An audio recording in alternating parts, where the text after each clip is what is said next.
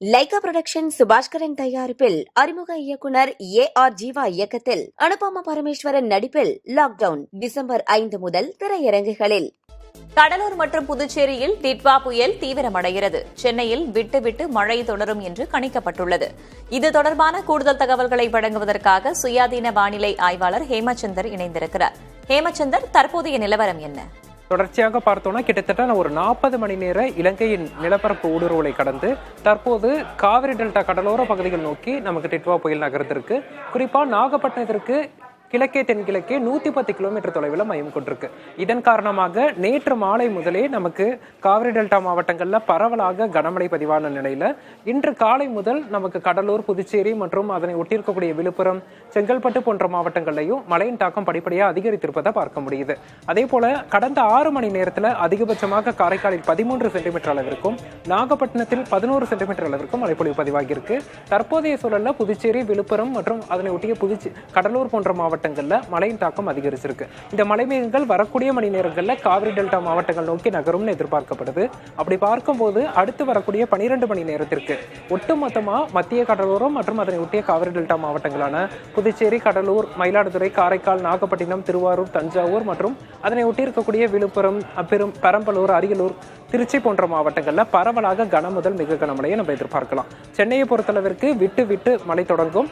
நாளை முதல் மழையின் தாக்கம் அதிகரிப்பதற்கான வாய்ப்புகள் இருக்கு.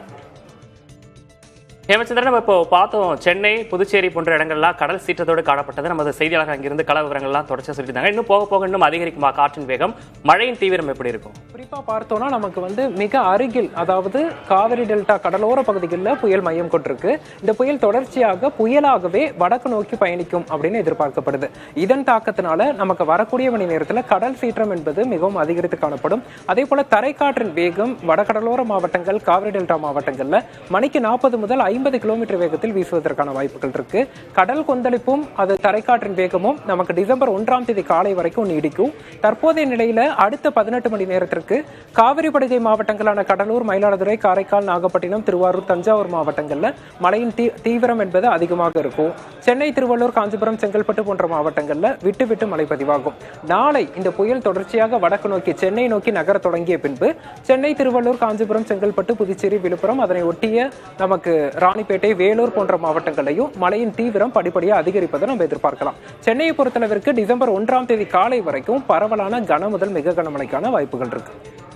டிட்வா புயல் தொடர்ந்து நகர்ந்து வரும் நிலையில இன்று மாலையிலிருந்து மழை படிப்படியாக அதிகரிக்க வாய்ப்பு இருக்கிறது. சென்னை உள்ளிட்ட வடகடலோர மாவட்டங்கள்ல இன்று இரவு மற்றும் நாளை முழுவதும் மழை விட்டுவிட்டு தொடர்வதற்கான வாய்ப்பு இருப்பதாகவும் வானிலை ஆய்வு மையமும் தெரிவித்திருக்கிறது. தகவல்களுக்கு நன்றி ஹேமச்சந்தர். லைகா புரொடக்ஷன் சுபாஷ்கரன் தயாரிப்பில் அறிமுக இயக்குனர் AR ஜீவா இயக்கத்தில் அனுபமா பரமேஸ்வரன் நடிப்பில் லாக்டவுன் டிசம்பர் 5 முதல் திரையரங்குகளில்.